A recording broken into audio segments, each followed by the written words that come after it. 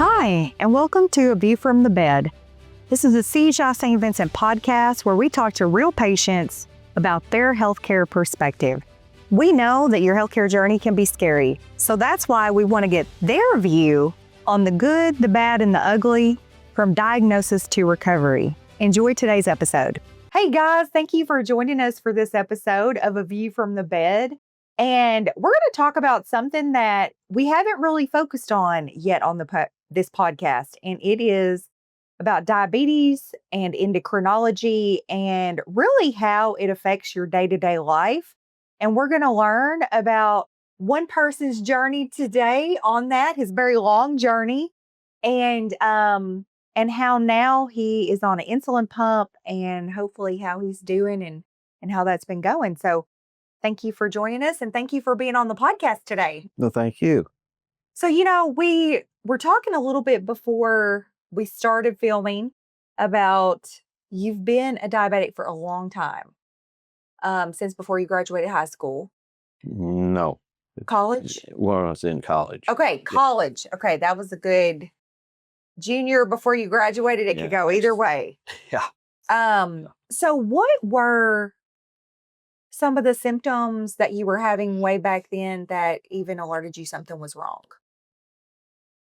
Well, the thing is that mine seemed to be backwards. Everything they said that you were supposed to be experiencing, I wasn't experiencing. Okay. And I really found out basically because I had gone in for some other issues. Okay. Just for like a checkup on some other things going on? Well, yeah. Okay. And then, they told you got good news and bad news, or was it just bad news? They just said that my sugar was a little high, and then they, started me out with the pills. Okay. They started me out on Reslin, which was, I guess, one that kind of fell by the wayside. Created a lot of problems in a lot more people. Didn't seem to do anything to me. Yeah. Or at least they had said it did. Yeah. So it was just, every day I got up and had to take a pill in the morning and one before I went to bed. So. Yeah. And then how did you were on that, and then when did you eventually come off that and go on to a different treatment? I actually started insulin about 3 years after that. So it would have been 81. So yeah, it was about then that I started taking shots. Okay. Of course, I started low and then had to keep going higher and higher. Yeah. When you reached your kind of pivotal moment before meeting up with Megan Keller at our endocrinology clinic in North Little Rock or Sherwood, how many shots were you doing a day, and at what moment did both of you guys say, hey, there might be a better option for you? Well, the better option came the end of last year, I think. Time flies when you're having fun, right? Right. But I had been on probably between 15 and 20 units 3 times a day at meals. I was taking 2 different insulins. Oh, wow. 2 different flex pens. Okay. One was Tresiba and the other one was they changed the name because they're generic so much, but Humalog is what I remember it most as. It's not the brand name, but yeah. So I guess it was, I'd take the Tresiba in the morning. Mm-hmm. Along with that was where my 4th shot would come in. Okay. So I would have the regular Humalog before meals. Yeah. 3 times a day. Extra shot. And then I would take the Tresiba in the morning. Okay. So that worked around. And it just kept inching higher. Okay. Probably should mention that 2 years ago, we also went to, we started out trying Ozempic, which didn't set well with me. So we moved over to Mounjaro. And that's been a couple of years ago because I was 200 pounds Oh, wow. over 200 pounds. I was about 270, Oh, wow. and I'm now about 160. Yeah. So Yeah. there's less of me now than there used to be. That's awesome. That's So yeah, the people at work just kind of said, "What are you doing?" Because a few of them had been, fighting that like, hey. But I said, "Well, I'm just doing what the doctor says." yeah. So Yeah. it worked for me. Well, good. Now, so when you lost all of that weight, did you notice a difference in the amount of insulin you were taking or medication you were taking at that time, or was it about the same? Mine's kind of erratic. Okay. I can be up or down. It's not steady, which is what she's trying to do, Yeah. and doing well at it. Uh-huh. I think my last numbers she was pleased with. So she's pleased. I'm pleased. Yeah. I think I weighed in around 6'7", 6'8" Okay. for A1C, That's a good A1C. and which is a lot. It'd been up around close to 10 at times. Yeah. So, that's a pretty good job. Yeah. Trying to stay steady, definitely. Yeah, well, I'm not real steady anything. My schedule is not a schedule. Yeah. Yeah. So how have you seen a difference with, you mentioned she moved you over to an insulin pump. And so what was that like to go from doing the shots to the pump? And tell us a little bit about how that works a little. A relief. Good. And most people, it didn't really bother me that much. Uh-huh. I do know a lot of people have aversion to shots, Sure. and I can understand why. Yeah. But no, I have an Omnipod 5, Okay. and before, like I said, before Dr. Bali we kind of talked about that when I was under him. At that time, they just had the the ones where you had to do the infusions, which was actually the stick in, but then you had the tube, and I was a little bit skittish about that. Mm-hmm. The wearing of the device didn't bother me. It was just the loose tubing that would, because I worked for a local phone company, and I worked around the mainframe and stuff, was running wires and up and down, and it was not as technical as it is now. Those guys have it nice now, and that was a fear of mine. Well, yeah. Yeah. I didn't really want to pull that thing out once I got it plugged in. Yeah. So that now with the new Omnipods, and I can only talk about them because that's all I've used. Oh, sure. But I do love it. Yeah. So I love Omnipods, they're the ones that it's like a sticker, right? And it sticks on and it interacts with your Dexcom meter. Mm-hmm. Perfect. And then it adjusts your insulin and releases your insulin as it reads the Dexcom meter. So for those of you guys that don't know what we're talking about, we can probably both show you Dexcom meters. So got one. I've got little flowers on mine. I'm also a diabetic. And cool technology. Super cool technology. But then it feeds into a pod that feeds insulin. It releases insulin. How often do you have to change 3 days. the pod? Okay. That's just 3 days. If I calculate it right. A few times it's been 2 days because I run out of insulin. Okay. Yeah. Yeah. I think at most I like to try and keep it close because I don't like to waste things. Oh, so sure. The max it'll hold is like 200 units. Uh-huh. But at the end of 3 days, I was only using 150 to 170. So and that's why I'm kind of up and down, because I don't know that she really liked it. I would try to play with it to where I could zero in on that, just for my view of not wanting to waste stuff. Sure. No, and that makes total sense. And for our listeners and viewers, I'm going to show you the cool thing about these meters. And so the way this works is you have this little meter that is on your arm that instead of pricking your finger, it just stays in for 10 10 days. days. Mm-hmm. But then it feeds to your phone and it takes your sugar every 5 minutes. And the cool thing is when you go to your doctor's appointments, they can look up and see all of your readings to what we're talking about staying stable with your blood sugar and trying to stay stable with your blood sugar. And so they have a more enhanced view than what us, we can see on our cell phones. There's a doctor version that tells them extra data, but it's a great tool if you. Now, the iPods have their own. So the insulin pods, and we'll see if we can pull that up so you can see kind of just what the interface looks like. And this apparently has a lot more information.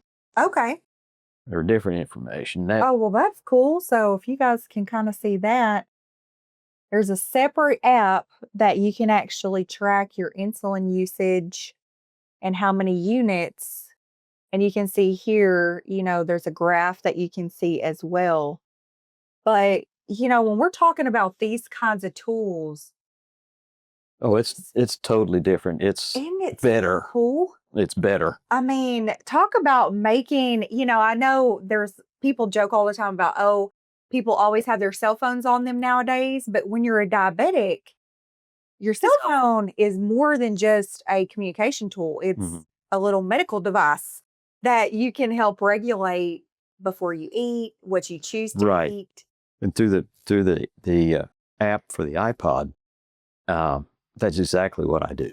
Yeah. I can add to the bolus before meals, or if it just spikes up for some reason that it shouldn't, or hopefully it shouldn't. Yeah. But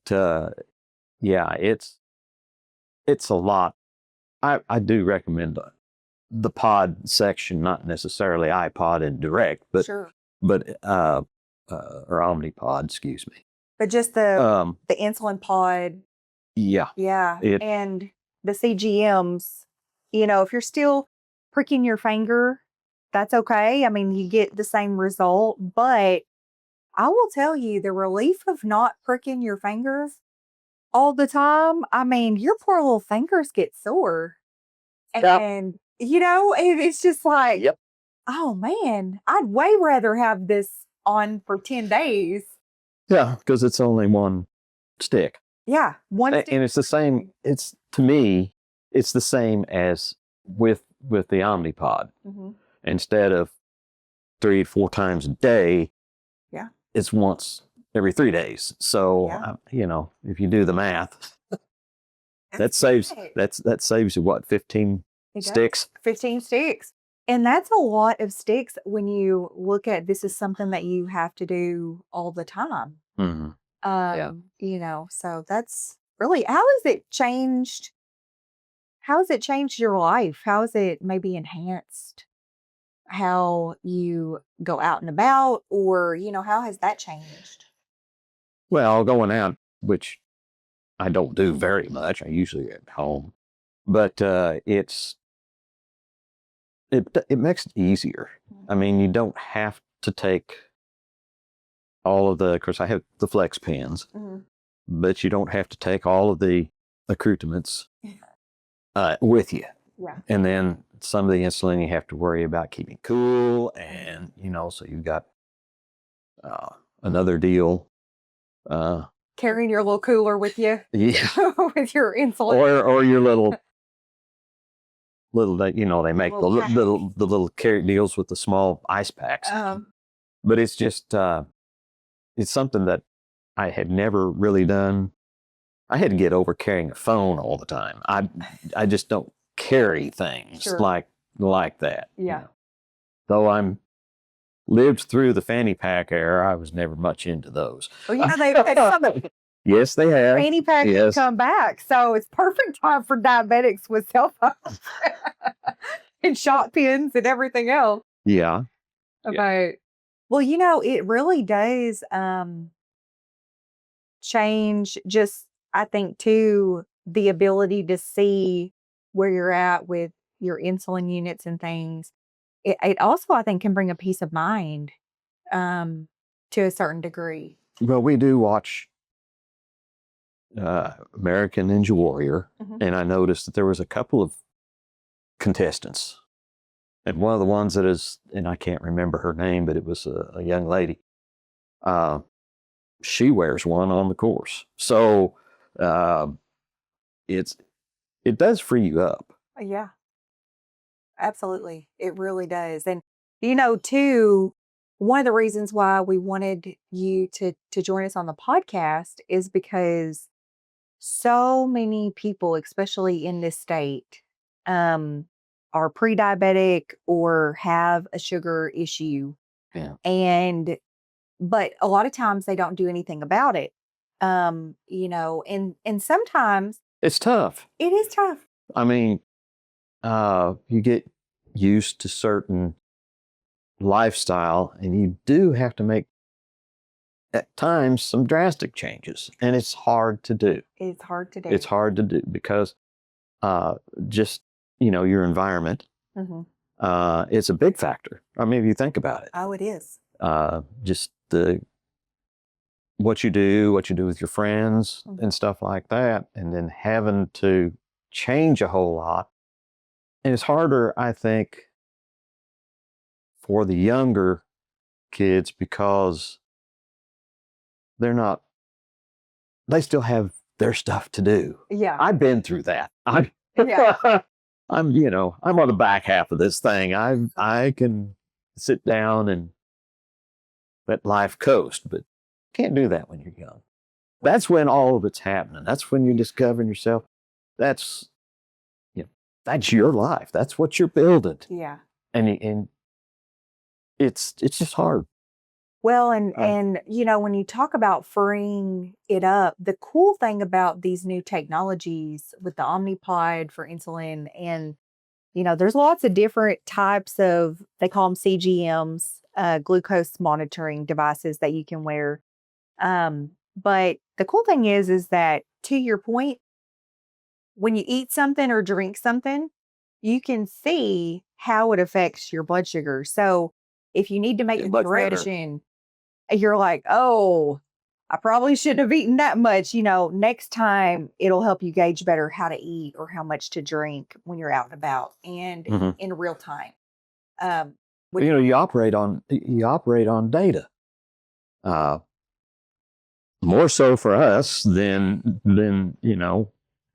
people that don't have to worry about it. 100%. So it's and the thing that I think both Dr. Megan and I like is it gives you a database, to work from, and the more data you have, the better she can make decisions on how she needs to tell me, what I might look out for. Yeah. Yeah. It kind of gives you those warning signs or roadblocks that might be coming up to address before they become an issue. So you can get in the right lane before you have to be there. That's right. Exactly. I think that's a great way to put it is, yeah, these tools working with your endocrinologist really build you a nice path on continuing to stay successful because, as we both know, it affects everything. I mean, when you go to the eye doctor, if you're a diabetic, they always want to dilate you to check for all the Every 3 months. Yeah. And then they're always watching, and I have had some retina issues. Oh, sure. So, that becomes another part of it 100%. that are trying to keep away from. Yeah.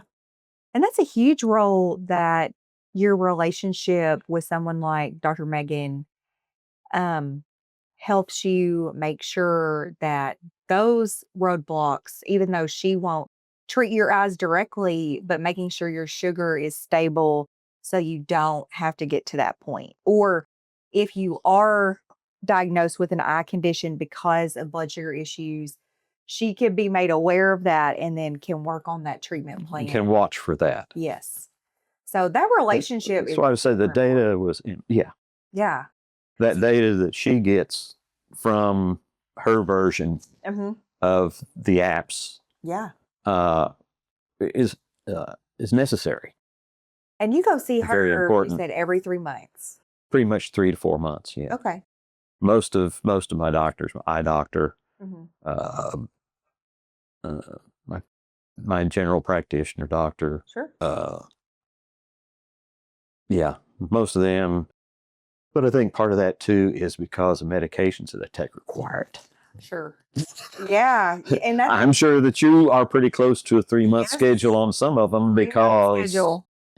they're not gonna. That's right. I mean, and on things such as insulin or, any medicine that treats whether you're a type 1 or Well- type 2 diabetic Well, your GLPs require regular blood work, regular urinalysis to make sure that the dosages are where they need to be Mm. because that's how important it is.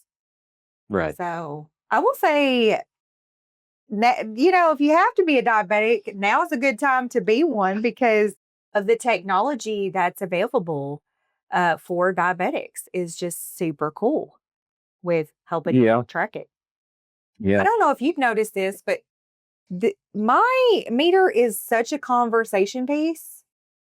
When I travel on the airplane or I'm at the grocery store, folks will be like, "How do you like your glucose monitor on your arm?" And I will show them the app because they haven't made a decision to transition, and they'll say, "I'm a diabetic. I still prick my finger, but I've been thinking about it." Yeah. And so it really becomes a cool conversation piece to connect with other diabetics about what your experience has been with them. And so I think we should wear them Yeah. proud. I think that's a good point that knowing that going in, that's something that you might have little tiny pinpricks, Yeah. across the area. They have different areas. Of course, they've got your thighs, they got the back of your arms, but kind of hard for me to reach. I'm not as flexible as I once was. Sure. And not going to get any better, I don't think. Because a lot of them too, it's, you can also do your abdomen. So that's usually Yeah. where I do mine. I'm the thing where, and I even wear the over patches, Oh, yeah. but I'm still leery about wearing it on my thigh because I don't wear shorts. Oh, sure. I wear all long pants all the time, so the constant rubbing and pulling and I've gotten in a couple places even on my abdomen that it don't fit too well with the clothing, and for 3 days, not the most comfortable thing. Oh, sure. Yeah. And then on the back of my Okay. arm, I was always afraid that I'm going to be catching it on something. Mm-hmm. The CGMs, the Dexcom's not so bad because it's so thin. Yeah. There's not as much. And of course, I wear, as you do, the over patches, which gives it that extra little bump over. Yes. And helps keep them in place. But if you're down to that point where your endocrinologist is considering an Omnipod, I love mine. Yeah. I couldn't. I don't think I could stand to go back. Yeah. Although past surgeries I've had to, because I've had to take the pod out and then go back to giving the shots until that was done. Yeah. But the everyday living, it's been a game changer for you. It's been a lot easier. Yeah. And as diabetics, we have to do so many things that we need some little wins. And this sounds like it's been not just a little win, but a pretty big win for you. From what it was, yeah. I still struggle with dietary changes. I don't like to change very much. Well, it's hard. It is. I work at it. Yeah. It's always going to be a constant. My friends know that, when I'm at a meal and I look at my meter, I have to make some serious choices about what I order, especially if we're out eating Mm-hmm. or if I go to a birthday party or, things like that. It's like, oh, I've got some decisions to make on, How much will this drive me up? yes, or, Can I get okay, away with this? I've yeah, got to. But the thing is that you've got to be able to get away a little bit. you have to. I mean, it's totally not. Uh, it's hard. It I won't say it's impossible, but it is definitely hard. It is. And sometimes I just sacrifice my potato or my bread. Like if I go to a birthday party for that little piece of cake, Mhm. I will just trade it off. And, but Of course, so sometimes it's that's the hard. biggest. That's the two of the biggest issues is Mhm. the potato and the bread. Of Oh, course, anything with carbs. anything with carbs. If you're not, And I'm a little carb gremlin. I love carbs. yes, well, most of us do. I know. It makes everything taste better. It does taste better. That and butter. Butter. Carbs and butter. Carbs and butter. I mean, we can have a meal. I'm getting hungry right now. So I need some carbs and butter. But I'll eat protein in case my doctor's watching. So, Well, I but I think do that's like my protein. well, it sounds like I'm you're doing. I'm a carnivore. Hey, that's good. As a diabetic, that's a good thing. That's a good thing. Well, it sounds like you're doing great. I'm doing a lot better than what it's been in past years. Yeah, that's good. And I know with Dr. Megan, she'll keep putting you on the right path to making sure that you're as healthy as you can be. Well, she does a good job. I always kid her though. I'm one of her favorite pitas, and that's not the bread. Well, there you go. I'm an ex-computer player, so Yeah. I love my acronyms. Okay. Well, good. I like it. You laugh, so I think you've picked up on it. Yes, I have. I've got some. I've got some. My nephew he's a little computer person, and he keeps me Younger up to folks date are. on Oh all yes. the acronyms, and he tries to trick me with some. But you guys have to do that with those of us that are huge gamers. But it sounds like you've gotten in a good rhythm with Megan. She does well. Okay. I have no complaint. I just hope I get to keep her. Like I said, I've been through 3. She's either my 3rd or my 4th. Of course, they move for their own reasons. Oh, sure. I think when I started under this group, there was one before Dr. Bali, but I didn't go to him for very long before he moved along with his practice. Sure. And I just hope that she sticks around a while. Yeah. Well, she's been around quite a while and she plans to stay around from what we know. And we love her to death. And so we want to make sure we do that too.